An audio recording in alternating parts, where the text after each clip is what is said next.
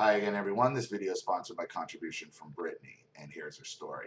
Dear Ollie, I want to preface this that I'm not raised by a narcissist. I had a broken childhood, but it wasn't broken in that way.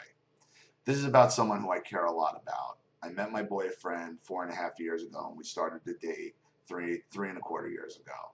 He's really a great boyfriend, and I love him deeply. He's someone that I can see being with for decades to come. Someone I can raise children with, and someone I can die next to happy. There is, however, a problem. I'm not going to tell my boyfriend's whole life story out of respect for his privacy, along with his brother's and his mom's privacy, so let's begin. When I started to go over my boyfriend's house this summer after we started dating, everything that I heard about my boyfriend's dad from my boyfriend himself didn't hold up to my first meeting with him. His dad just seemed like a dad who liked to play video games with his two other sons. However, time proved that first impressions aren't always correct. I specifically remember the first moment his dad rubbed me the wrong way.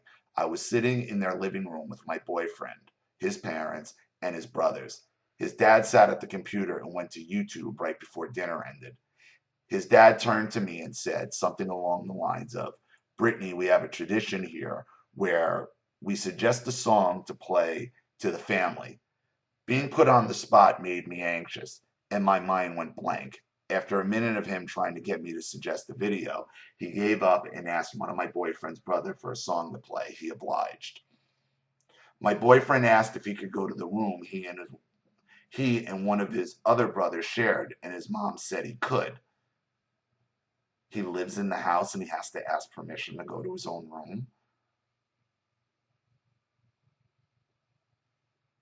When he led me in there, he turned to me, pissed. He said that his dad lied about the family tradition. I figured out by reading between the lines that his dad wanted to probe me so he could know me, and it would have been fine if it weren't for the fact his dad lied in the process for no reason. I will never know this as manipulation.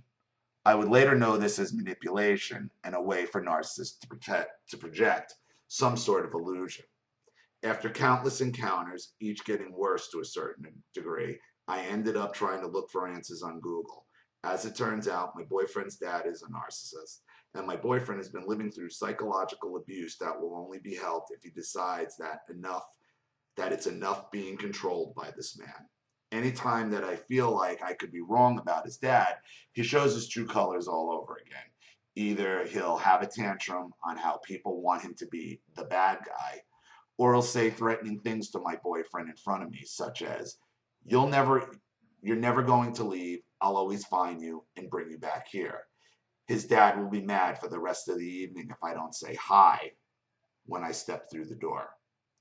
I've suggested to my boyfriend to look up stuff about narcissists and how to cope with them because he often feels like he's going crazy living under his dad's roof. I've even offered him direct links to Reddit posts, YouTube videos, and articles. Unfortunately, he hasn't made the choice to research on what his dad has, but I don't want to force him to do that. I want to help him gain the inner strength and self-esteem he deserves. What can I do to help? Brittany. Well, Brittany, you can lead a horse to water, but you can't make it drink.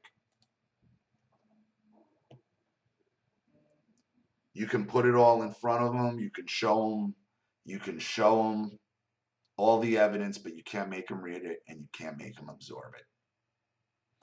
Your best chance is first to get him out of that house. That should be number one. Okay, because the father obviously buys you'll always come back here and I'll always find you. There's some real control issues. Okay? When your boyfriend pulled you into the bedroom like that, the proper response from you should have been, well, why didn't you call him on it? Why didn't you call him on it? See, that's how you show the narcissist you're not putting up with it, especially the type of covert that his dad is. Because let me explain to you what he's doing to you, Brittany. He's grooming you as well to set up the same type of abusive, dismissive, entitled, boundary-busting relationship he has with your boyfriend, his son. You will absorb your boyfriend's abuse by proxy. If this ends up in marriage, it's going to get worse. Unless you could start calling him on it as well. See, if he's not strong enough to do it and you love him and you want this relationship to work, then you have to put on your big girl pants and step in and hope he follows your lead.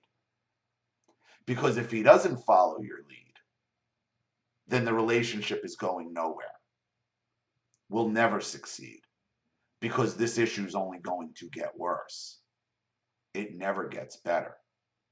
And once he has two targets, his son and his girlfriend, will assume wife in the future.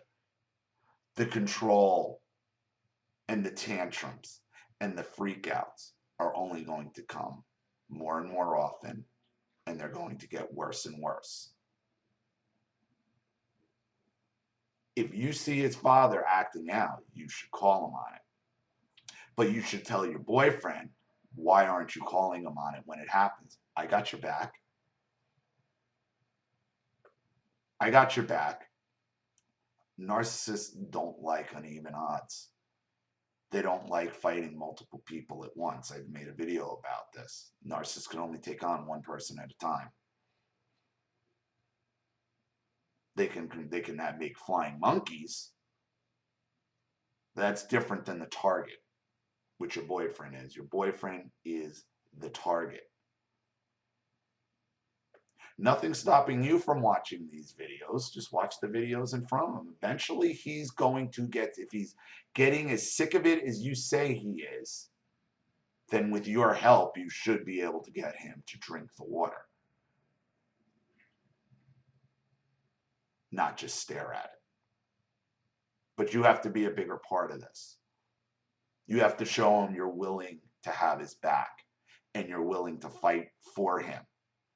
Because I think that's probably his greatest fear, is being alone. That's always our greatest fear. That's why we put up with it for so long. You're his girlfriend right now.